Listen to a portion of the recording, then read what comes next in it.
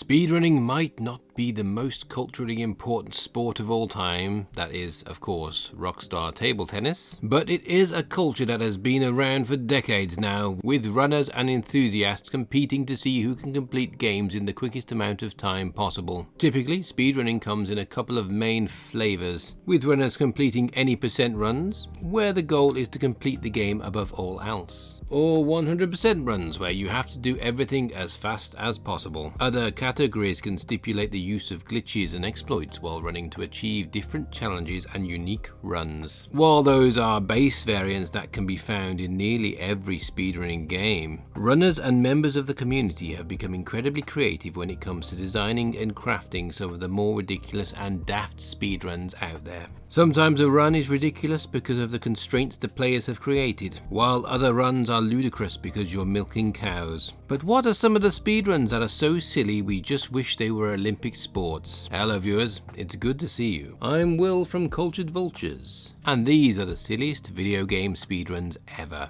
Before we get into this list, a quick note that our memberships are currently open. For a single one of Her Majesty's doubloons or a crisp American Freedom Bill, you can get at least one video early a month, and a badge next to your name to improve your standing on the leaderboard of life.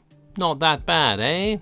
Number 1. Low percent. Get low, brothers. Probably one of the closest to an open brackets normal closed brackets speedrun, low percent still requires players try and complete the game in the fastest time possible, but with the added stipulation that they need to obtain the fewest items, weapons, tools as possible. Mainly paired with traditional Legend of Zelda titles where Link is given lots of mission critical items over the course of the game, low percent speedruns ask players how many of those weapons they can skip entirely while trying to beat the game as fast as possible. What makes low percent such a silly yet compelling speedrun category is the importance of skipping items over time. While you're trying to get the best time, it's the amount of items that takes priority on leaderboards. It doesn't matter if a run is 20 hours longer than the previous, so long as you acquire less items along the way. No run perhaps exemplifies this better than the low percent run of The Legend of Zelda Twilight Princess, where you can exploit a glitch in Link's rupee obtaining idle animation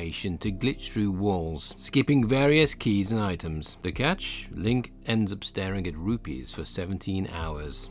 Number 2. Super Mario 64 16-star DDR speedrun. For the sort of reasonable, if a little strange category of speedrunning to a run that's absolutely bonkers and deserves to be preserved in the video game Hall of Fame somewhere, we have the speedrun from Peking Boo. It's a 16-star speedrun for Super Mario 64, one of the most popular categories in that particular game. But the added wrinkle is that for every star collecting, Peking Boo then has to perform a Super Mario World 11 exit run, any percent glitchless basically. And if that's not silly enough, the whole thing is performed on a Dance Dance Revolution machine. Peripherals have been a long part of the speed/challenge running community, with many Souls-like players trying to see how many bosses or games they can beat using a Guitar Hero controller or something similar. This, however, feels like a new level of dedication, especially because it requires a massive DDR machine, customized to run other games, and the skill to be able to effectively run 2 games during one challenge. Also, just the sheer endurance required to use a DDR machine for over 4 hours straight. Golf claps all round for this one. Number 3. Portal Airboat percent. Portal and its sequel are perhaps one of the most exciting games to speedrun, largely because of its titular mechanic. Valve used the game's portal gun to create a variety of brain-bending puzzles, while Portal's physics and momentum-based movement makes speedrunning the game a true test of dexterity, and an absolute delight to watch. Naturally though, this led to a bunch of runners deciding to utilize precisely none of that, instead breaking Portal as much as possible to create a run category that's barely recognizable as the same game. Known as Airboat percent, this Portal speedrunning category makes use of the in-game commands in order to spawn in a Half-Life 2 airboat. By entering and exiting the boat, or boats as is often the case, you can glitch through a lot of the game's walls and skip entire puzzles, allowing you to finish the game in less than 20 minutes. The run was first conceived back in 2017 by streamer 07 Ace of Spades, but in the years since it's been refined and improved on even further, even turning up in Battlefield 2042. What's that? Dice are simply finished instead? Shame. Number 4. Pokemon Yellow Ash %. Pokemon and challenge runs seem to go hand in hand for some reason, almost as if the kind of people that love grinding for 16 hours to get a Magikarp that shines will also do well with crunching numbers. The most popular run of its kind is the Nuzlocke run, which acts as a higher difficulty run of sorts and has many rules, such as forcing players to only catch the first Pokemon they encounter in a new area, naming every Pokemon you catch, and if a Pokemon faints, it's dead. It's a brutal yet popular category, but there is another one catered towards speedrunning that's ridiculous in other ways. Ash %. Taking its name from the protagonist of the much-loved anime series. Ash % speedruns are a category of Pokemon Yellow speedrunning that forces players to essentially follow the exact steps that Ash took during the anime. You need to catch the same Pokemon in the same order, including the 29 Turos. You must have Pikachu in your party at all times, and you need to release Butterfree and Primeape at specific times during the run. It's an RGN-dependent run, but it hasn't stopped a few people running it over the years.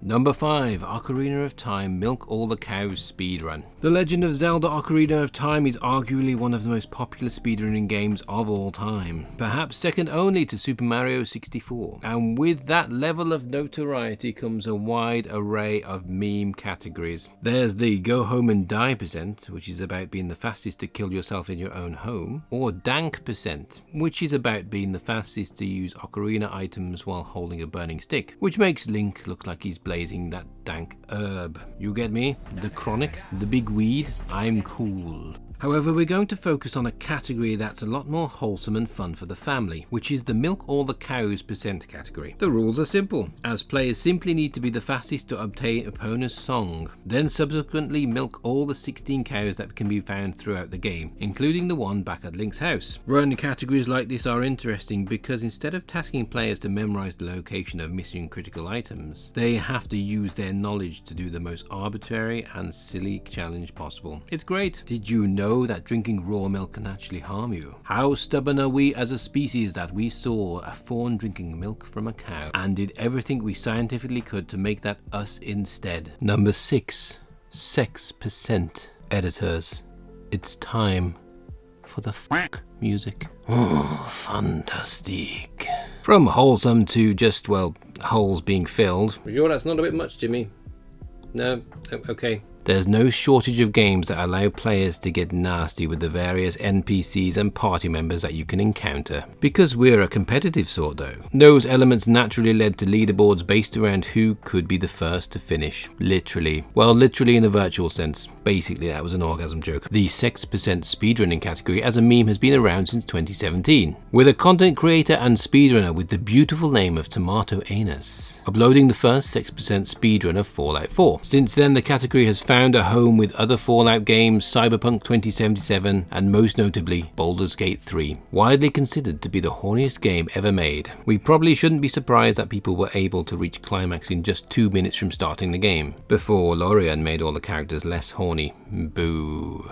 Number 7. Super Mario Odyssey Nipple %. From a category based entirely around jumping the bones of some characters, to a category all about seeing the nips of the most iconic character in gaming, pretty much any Super Mario game is a haven for speedrunners. But Super Mario Odyssey's mechanics, abilities, and open-ended level design in particular have made it a speedrunner's dream in the years since the game launched. The two usual categories of speedrunning, any % and 100%, are well represented in Super Mario Odyssey, but there's a large selection of category extensions listed on speedrun.com too. Some are pretty straightforward, like damageless, while minimum captures any % functions like a low % speedrun. And then you get runs like Nipple %, which is about who can buy the boxer shorts outfit for Mario from the in-game item shop the fastest. Get your nips out, get your nips out, get your nips out for the lads. Imagine me being a bit more of a lad and singing that, and you get the idea. Number 8. Spider, Rite of the Shrouded Moon, 100% no time manipulation. As much as speedrunning is all about completing games as fast as possible, there's a certain sense of sick curiosity that comes with seeing how long a speedrun can go. Usually exemplified by the 100% categories, there's a few games that can certainly push the limits of patience and sanity when players attempt to speedrun them. Many often cite the ridiculous Baton Kaitos 100% run, but Spider, Rite of the Shrouded Moon has to go one step further. You see, Spider Spider Right of the Shrouded Moon is a smart game in the sense that it uses local weather and the current location of the lunar cycle to affect the events, puzzles and even enemies that spawn within the game. You can manipulate the weather and time in game in order to progress, but the no time manipulation category makes this a no-go. You have to wait for each phase of the moon to occur in real time. There has been only one run recorded of this category on speedrun.com and it clocks in at over 22 days. The runner, Snowfats, has spoken on the speedrun.com forums about the technical side of the run, stating that for the most part, the no time manipulation run essentially works out as a segmented speedrun, with the majority of the time taken up by waiting for the next stage in the lunar cycle, in Snowfats' own words. This is nowhere near as impressive as sitting down and playing a game for several weeks straight as the time alone implies, but is nonetheless the fastest I was able to complete the game given the month and year I ran it during. Can you imagine playing Animal Crossing and never cheesing it once?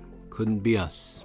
Number 9. 2 Worlds, Any Percent. Spider Right of the Shrouded Moon is a perfect example of how a speedrun can be ridiculously long because of the systems involved. But there are a few examples of how oversights and exploits can turn what would be a 100-hour game into a brief run of a couple of minutes. Bethesda RPGs in particular like Fallout and Elder Scrolls can be rooted to an exact science, allowing the main game to be completed within a matter of minutes. But the biggest time skip comes from the obscure Xbox 360 RPG 2 Worlds. An any percent run that was famously shown off on Games Done Quick. 2 Worlds normally takes around 50 hours plus to complete the main quest and the majority of the side content, but thanks to one oversight, you can finish the game in less than 2 minutes. After leaving the area where you start the game, you can find the main villain chilling out next to a village where he'd be impossible to kill right now. However, it is possible to aggro the entire village, who will proceed to whoop him everywhere. Once he goes down, the credits roll and you'll have finished the game in less time than it would take for Activision to start sacking people directly after hiring them. Number 10. Refunct Dog percent. Since the popularity of Twitter accounts like Can You Pet the Dog, there has been a few speedrun categories in established games that focus on petting all the dogs you can find. Breath of the Wild in particular has a speedrun category all about finding every single fluffy canine friend and giving them a treat, so they can lead you to some treasure. But Refunct has everyone beat. Why have virtual dogs when you can speedrun with an actual dog instead? For the uninitiated, Refunct is a small parkour based game for speedrunners.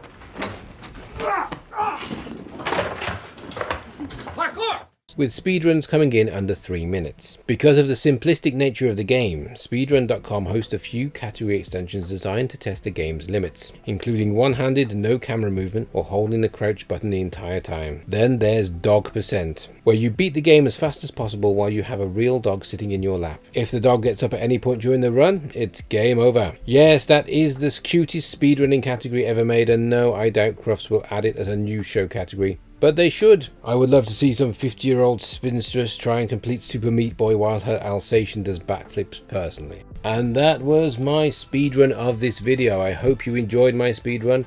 I'm not sure if I could do it faster. I'm going to go back in a moment and try and re-record the whole thing and see where we are. If you enjoyed it, please like and subscribe, and if you do already, thank you so much. It means the world to us. But what is your favourite speedrun? Why not tell us in the comments below? We'd love to check out a few of them. I love classic speedruns like Super Mario World. Thanks for joining us, and we'll see you next time.